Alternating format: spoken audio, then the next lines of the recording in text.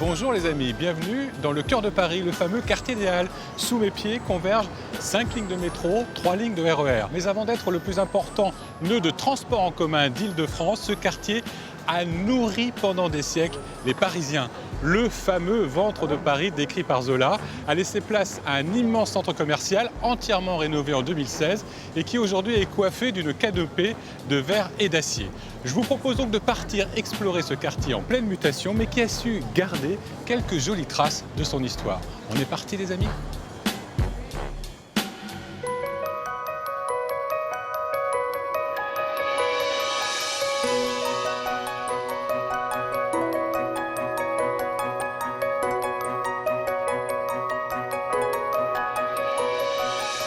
طاب الليمون عالشجر يميني هز الشجر لما رواه المطر عبي بحجره. Cette semaine, Panama du cœur. Au cœur de la ville, non pas le cœur historique de la capitale, mais bien le cœur de Paris.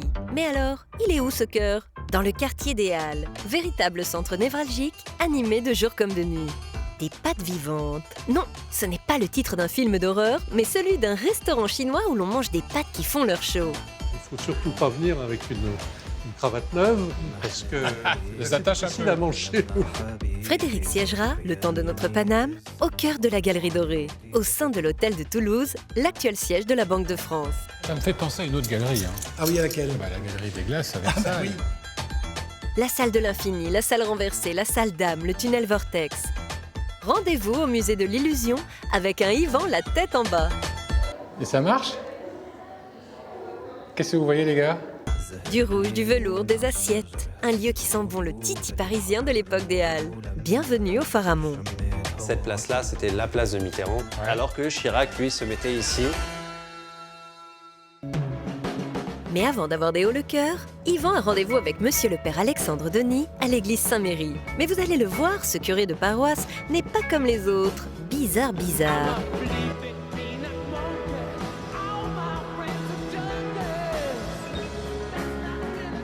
Bonjour mon père. Bonjour. Merci de me recevoir dans votre église. Je vous en prie. C'est vrai qu'on la surnomme la petite Notre-Dame ? Oui, on l'appelle la petite Notre-Dame parce qu'elle a le même plan que Notre-Dame. Elle est construite entre le 16e et le 18e. Une église que vous découvrez encore parce que ça fait très peu de temps que... Ça fait 1 an que je suis là, ouais, je la découvre complètement, j'en découvre tous les jours. Alors moi je ne suis pas venu vous voir pour que vous me racontiez l'église Sainte-Méry, même si c'est passionnant. Je suis venu vous voir pour autre chose, parce que vous n'avez pas qu'une seule activité ici, vous n'êtes pas que le curé de Saint-Méry, vous êtes aussi... Je suis magicien. Magicien. Ouais, exactement. Ça c'est pas banal quand même. Oui, c'est sûr, ouais, c'est assez inhabituel. De job quoi. De job. Mais vous mélangez pas les deux ? Je mélange pas les deux, non. Je fais, sauf le jour de Noël où je fais un petit tour de magie pendant l'homélie. Waouh, vous faites pas apparaître le petit Jésus. Je le fais pas apparaître, en tout cas, par magie.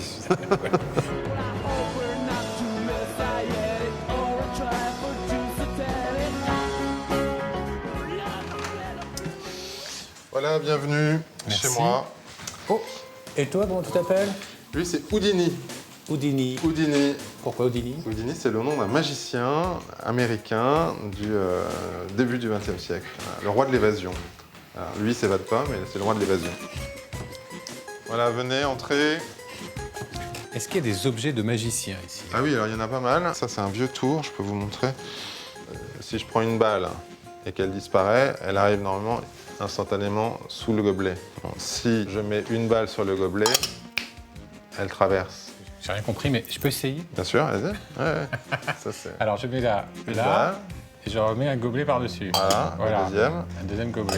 On claque des doigts. Et normalement, ça traverse. Normalement, ça Ah. passe pas. Ça ne marche que si on est magicien. Bah ouais. Ça a commencé quand exactement pour vous la magie ?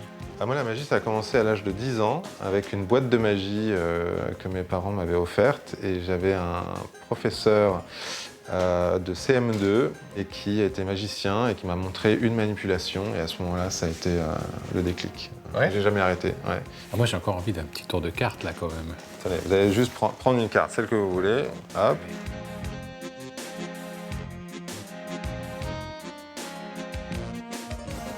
Non.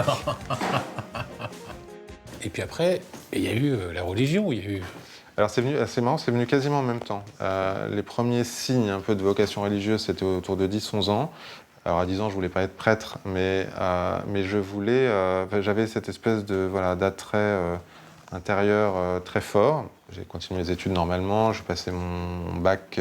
Ensuite, j'ai fait des études d'illustration et de décor de théâtre. Et à l'issue de tout ça, j'ai décidé d'entrer au séminaire. Et quand j'ai été ordonné prêtre, j'ai demandé à l'évêque, qui était à l'époque André 23, de pouvoir retrouver un lien avec ce monde de la magie et du spectacle. Il m'a dit « Ok, très bien, vas-y ». Et alors, c'est bien vu Oui, alors les religieux. on n'est plus au Moyen-Âge, hein, on ne brûle plus les sorcières, mais de fait, c'est quand même, je fais attention. Par exemple, là vous avez dans la fiche d'Houdini là, un truc sur les esprits. Oui. Bon, bah, je ne fais pas de tour de mentalisme. C'est la même chose, là, avec les lards, il y a des petits diablotins. Quand même, voilà, tout ça est toujours un peu mélangé. Donc je fais très attention. Donc faire des tours de cartes, ça pose évidemment pas de problème. Si je commence à lire un peu dans les pensées ou à faire des choses, ça frise un petit peu, ce serait peut-être même déontologiquement un peu compliqué.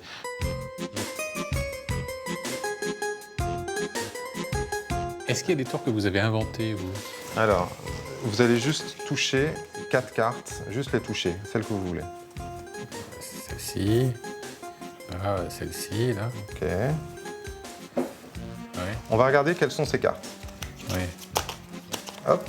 Alors, il y a un as et 3 cartes indifférentes. Ouais. Regardez, si je fais juste ça, maintenant ce sont les 4 as. Bravo. Voilà, merci. Quand vous dites que vous faites des spectacles, qu'est-ce que c'est exactement? Alors, j'ai bossé avec des magiciens, bien sûr, pour faire des illusions, notamment avec Victor Vincent, où j'avais fait une illusion pour un de ses spectacles. Il y a beaucoup de croyants chez les magiciens? En fait, c'est marrant parce que les magiciens sont des gens ultra rationnels. Donc la question de la foi est peut-être, en tout cas c'est comme ça que je l'analyse, peut-être quelque chose qui sort un peu du champ habituel. Moi, j'aimerais bien que vous montriez un endroit qui est absolument magnifique ici. C'est les toitures. Très bien, Ouais. allons-y.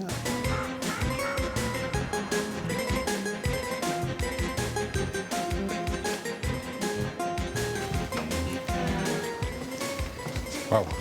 En fait, on est au-dessus des chapelles latérales, et là, c'est le chœur. Et on peut faire tout le tour pratiquement de l'église. Et on peut faire tout le tour, ouais. Ouais, c'est encore le domaine des pigeons. C'est là. le domaine des pigeons, ouais.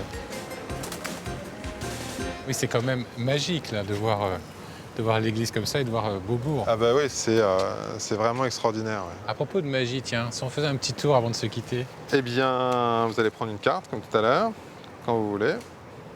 Ouais. Montrer à tout le monde. C'est bon? Ouais. Très bien. C'est bien votre carte, hein. Ouais. Donc pareil, vous vous en souvenez bien. Oui. Et j'ai besoin de 2 indications. La première, elle n'est pas sur le dessus, c'est pas votre carte. Elle n'est pas sur le dessous. Non. Je fais juste ça, maintenant, instantanément, elle remonte sur le dessus. Ah, c'est incroyable. Bravo. Voilà. Hein. Merci, merci.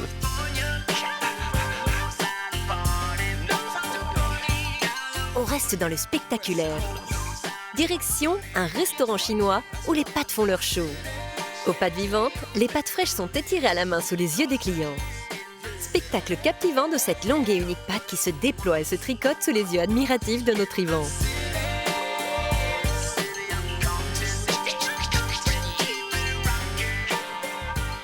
Bravo.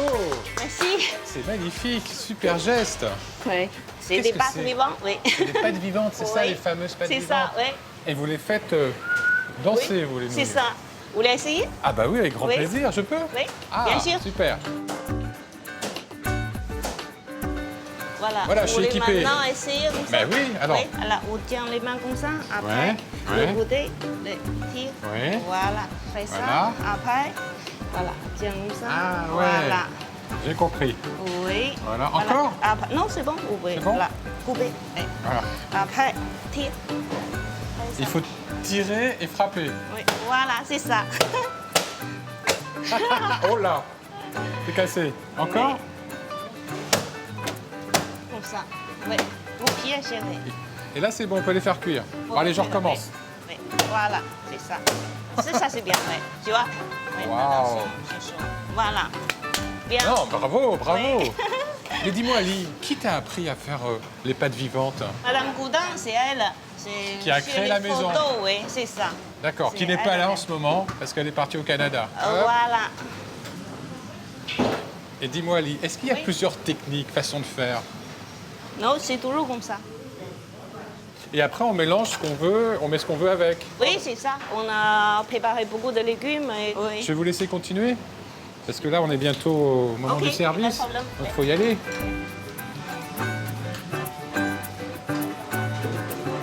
Gérard, je rends mon tablier. Bonjour. Ça va? Bienvenue aux pâtes vivantes. Mais merci.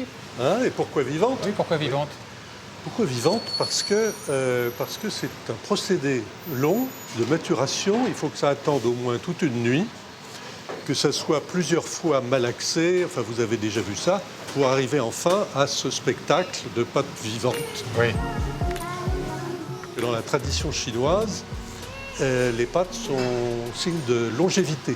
Par exemple, si vous demandez un couteau, on hésitera à vous le donner. Il ne faut pas couper, faut pas couper la pâte. C'est la longévité. C'est pour ça que plus on l'allonge, voilà, c'est ça. plus on a de chance de on vivre longtemps. On le coupe avec ses dents.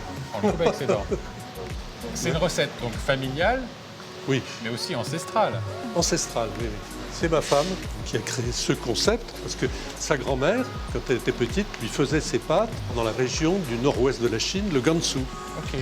Et alors, pourquoi les frapper comme ça, ces pâtes? Alors ça, c'est pour les rendre bien soyeuses, mais ça les ramollit encore, ça les rend plus souples.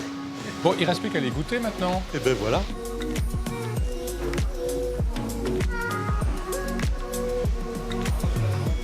Ah, ça c'est le bœuf et ça c'est le poulet. Oui, c'est au poulet. Merci Ellie.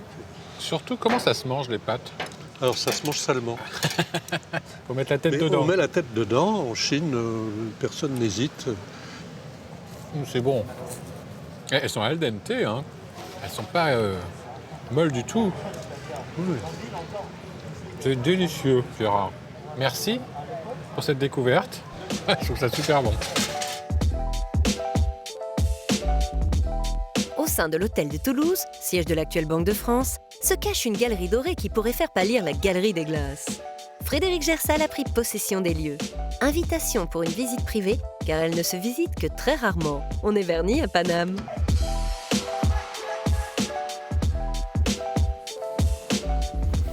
Suivez-moi, on va retrouver le trésor de Paname, enfin une pépite au milieu d'un trésor. Waouh!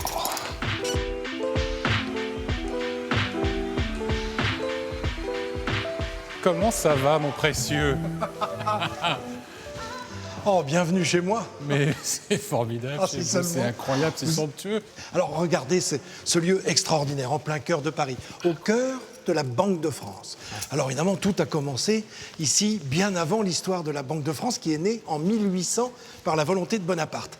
Cet hôtel particulier, à l'origine, appartient à M. Filippo de la Vrillière. M. Filippo de la Vrillière se fait bâtir par François Mansart, s'il vous plaît, le grand architecte, cette demeure avec une volonté bien précise d'avoir une grande galerie. Pourquoi? Non seulement pour y passer, pour y recevoir ses invités, mais aussi pour exposer ses tableaux. Ces immenses tableaux qui mesurent d'entre 2 et 3 mètres de haut et de large. Et cette galerie va naître, pour arriver à l'état que l'on connaît aujourd'hui, en 2 temps.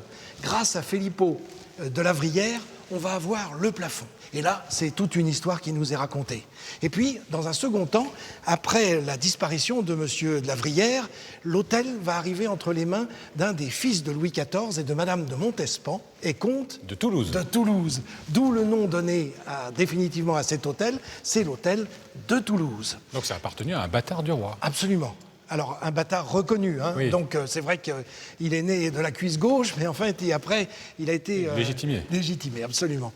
Et puis, comme il est le fils du roi, il a dit, moi, je veux que ce soit clinquant. Il me faut de l'or partout, il faut que ça pète, il faut qu'on voit quelque chose. Oui, oui. Alors, C'est sûr que c'est clinquant. Mais c'est très beau. On a 2 temps. Est-ce que vous voulez qu'on regarde d'abord le plafond? Regardons le plafond. Le plafond, qui est le plus ancien, hein, on le dit bien, François Perrier qui le peint, qui veut représenter la vie de Louis XIII et de son épouse, Anne d'Autriche, et au centre, la naissance de Louis XIV. Miroir, c'est exactement ce qu'il y avait à la cour de Versailles, à la Galerie des Glaces, qui est beaucoup plus grande. Ici, on a 40 mètres de long. Donc là, c'est 17e, ça. Oui, absolument.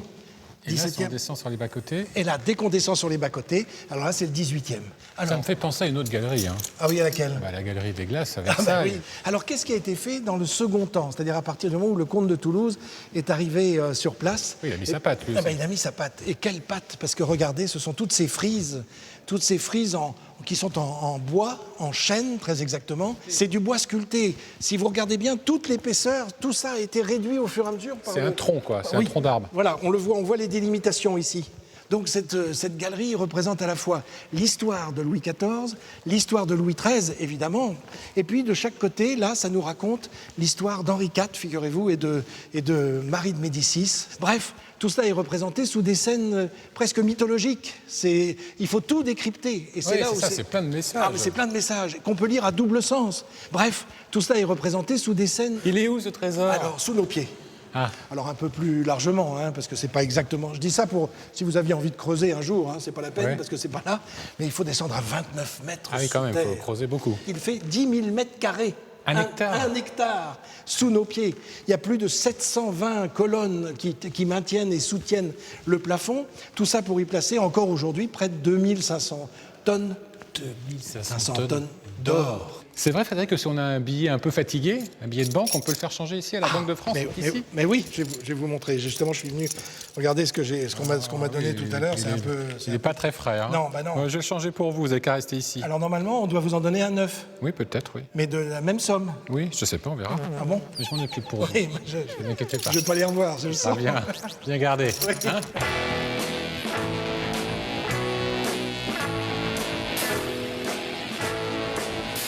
Dans la rue Saint-Denis, au 98 plus exactement, vient d'ouvrir un curieux musée, le musée de l'illusion. New York, Shanghai, Toronto et Dubaï avaient le leur, mais pas Paris. C'est chose faite. Mais c'est quoi une bonne illusion?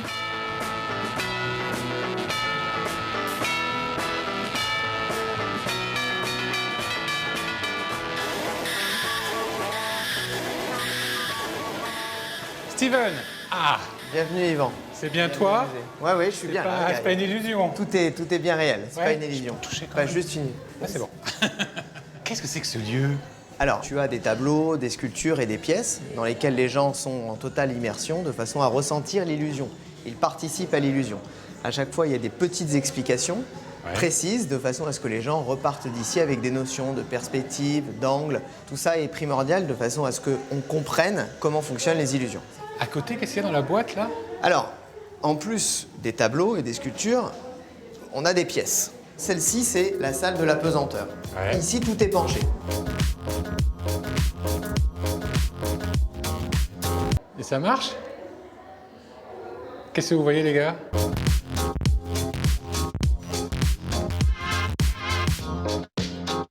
Donc là, tu es tout petit, toi. Ah là, normalement, je suis vraiment minus. Et normalement, si on Et toi, inverse, c'est anormalement grand. anormalement grand. Et ça, là, il a fallu l'intervention d'un Oui, ophtalmo. en fait, ça, c'est vraiment une pièce qui a été mise en place par un ophtalmo connu qui s'appelle Ames.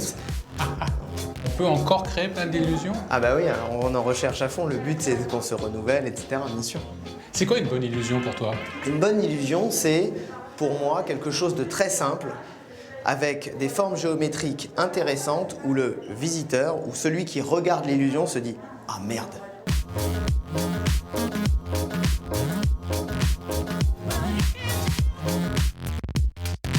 Là, je t'emmène sur la chaise bucket. Installe-toi Ouais? et je vais te tapoter la tête. Ah, là, il y a un truc rigolo. Waouh! Il vous suit vraiment! Laissez-moi tranquille! Ça a commencé quand exactement, ce musée des illusions? Alors, cette aventure a commencé il y a 2 ans, d'accord, lors d'un week-end à Zagreb. J'ai découvert le musée de l'illusion et je me suis dit c'est incroyable que ça n'existe pas à Paris. Donc j'ai rencontré les créateurs du musée, on s'est dit ok, on le fait ensemble, on fait ce musée à Paris de façon à rendre accessible ce musée génial. Et on a développé toutes ces illusions en les adaptant au lieu. Et voilà, j'ai été piqué par la magie de l'illusion. Et La cette magie de aventure. l'illusion. Voilà. C'est marrant parce qu'on mélange les deux mots des fois. L'illusion, c'est pas de la magie. Alors l'illusion, c'est pas de la magie. Pourquoi? Parce qu'en réalité, ce qu'on va vous montrer ici, c'est très géométrique, d'accord? On est très à cheval sur cette simplicité-là géométrique, mathématique, qui font que l'illusion est encore plus efficace et sensible pour les visiteurs. Et c'était pas du tout ton métier de faire ça. Non, moi je suis avocat de formation, donc j'ai exercé pendant 19 ans et j'ai décidé de me consacrer à ce projet intégralement. Donc c'est fini l'illusion des prétoires, Non, du barreau. plus d'illusion du tribunal, on est dans l'illusion réelle. Ouais. Allez, je rentre. Au revoir. Au revoir.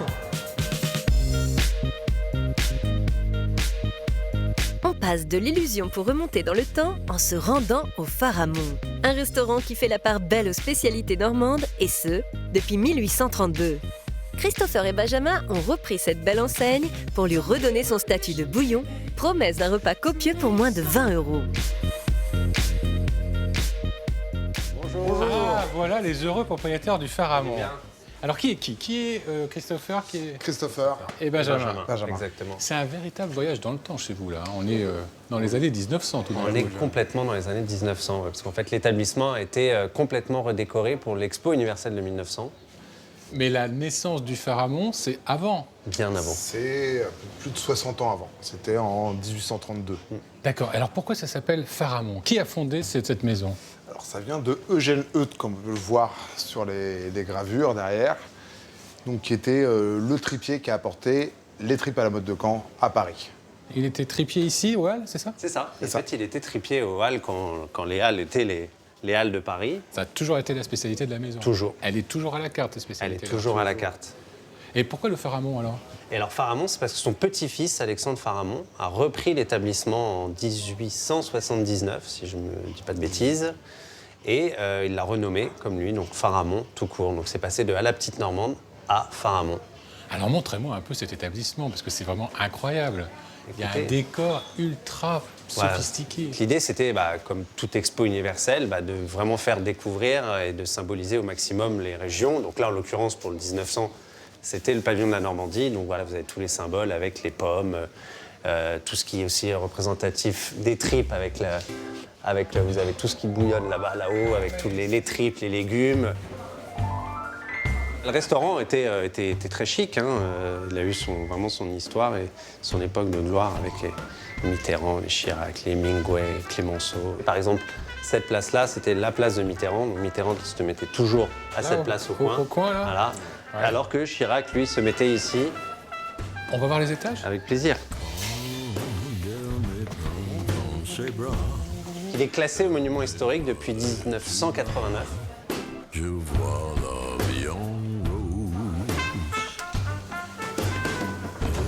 Ah oui, la deuxième salle, là. Voilà.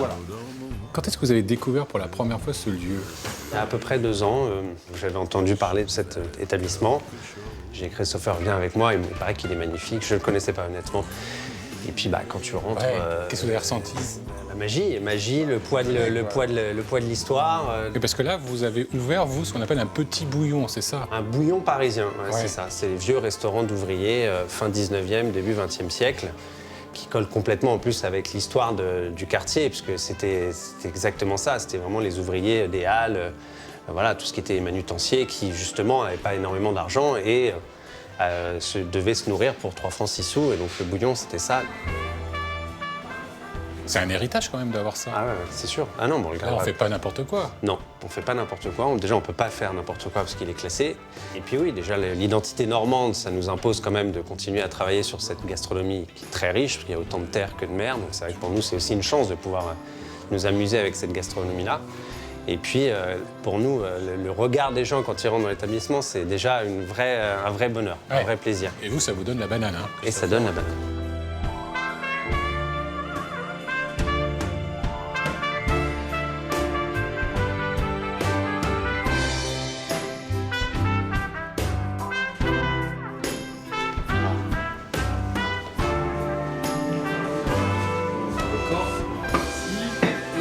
Le bœuf bourguignon, Charolles Label Rouge. Ça, ce sont les deux spécialités de la maison, hein. C'est vrai que nous, dans notre nouvelle formule, on a mis le bœuf bourguignon. C'est devenu un peu notre best-seller. Ça s'est imposé. Par On appelle le plat signature Le maintenant. plat signature, c'est un peu le bœuf bourguignon, tout à fait. Par contre, vous travaillez aussi des produits de saison, faites Oui. attention à ça. Bah, qui dit saisonnalité dit aussi tarif cohérent. Et là, les tripes, elles sont faites maison? Non, alors ça fait 60 ans en fait que c'est une même maison qui fournit le restaurant en tripes à la mode de Caen, c'est la maison Ruot, qui sont à Vire, en Normandie. Ouais, qui est connue pour une andouillette aussi. Qui fait l'andouillette, il y a l'andouillette de Vire, mais en tout cas la maison Ruot, c'est les tripes à la mode de Caen. Bon, il faut les manger quand c'est chaud, ça. Tout à fait, C'est mieux. conseil.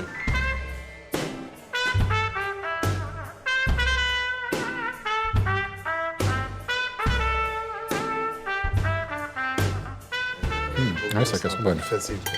Bravo, chef. Longue vie à ce nouveau Pharamond et bravo pour ce que vous avez fait. On va se quitter chez vous, les garçons. C'est la fin de cette balade autour des Halles. Vous pouvez voir ou revoir cette émission sur france3.fr. Vous pouvez aussi venir me parler sur les réseaux sociaux.